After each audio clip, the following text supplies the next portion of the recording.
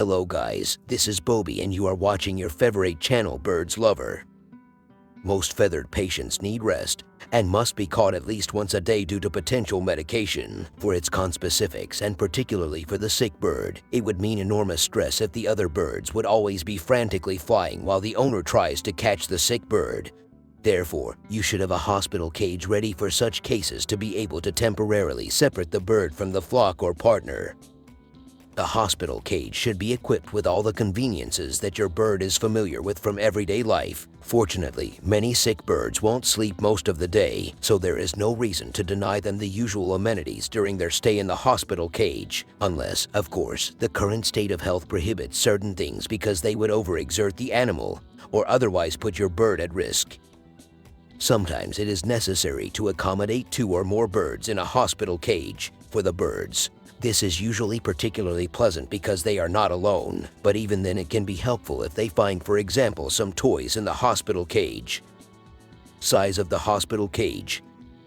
The hospital cage should be large enough for a bird to feel comfortable in it even over a longer time. Some diseases require weeks of accommodation in a hospital cage, so it should not be too small. On the other hand, it should not be too big either. An important reason for this is that many bird owners use the hospital cage to transport the bird to the avian vet. You might somehow be able to get a large parrot cage into a car.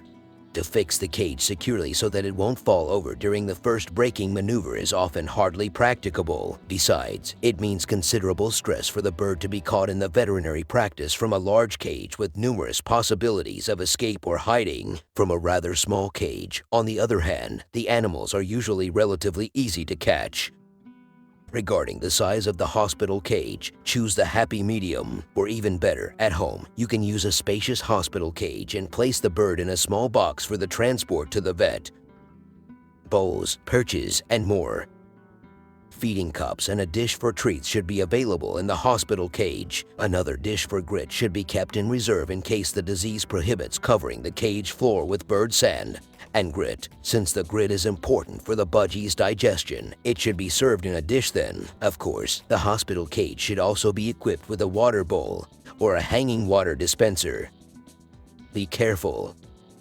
Birds who suffer from a concussion, for example, can drown in larger bowls due to their balance problems. For their safety, it is advisable to attach a water dispenser to the grill. Equally important are appropriate perches, which are ideally natural branches. Although they are ill, many feathered patients like to perch on a swing, but birds who suffer from coordination disorders or whose feet and legs are affected by an illness should under no circumstances have a swing available in the hospital cage. For them, wide seat boards are more suitable, for example, made of wood or cork. To supply the mineral balance of feathered patients sufficiently, a mineral stone should not be missing either. Covering the floor of the hospital cage.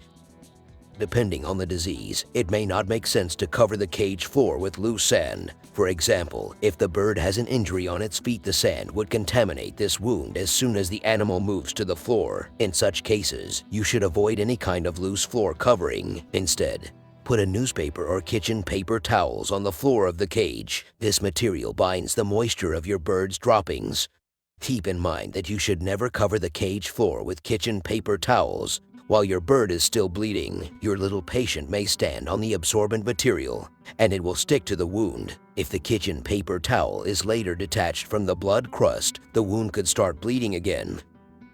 Do you suspect an infestation with internal parasites such as roundworms? Then you should not place or spread anything on the cage floor.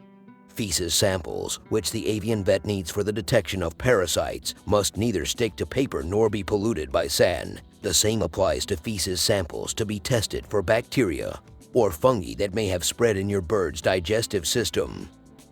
If a sick bird suffers from a broken bone, you should pad the cage floor. Loosely crumpled newspaper or, even better, crumpled kitchen paper towels are suitable for this purpose. Please do not use wool or other fibrous materials, as the single threads could wrap themselves around the bird's limbs and cause severe constrictions. Thanks for watching my video. Don't forget to like, share, comments, and subscribe my channel.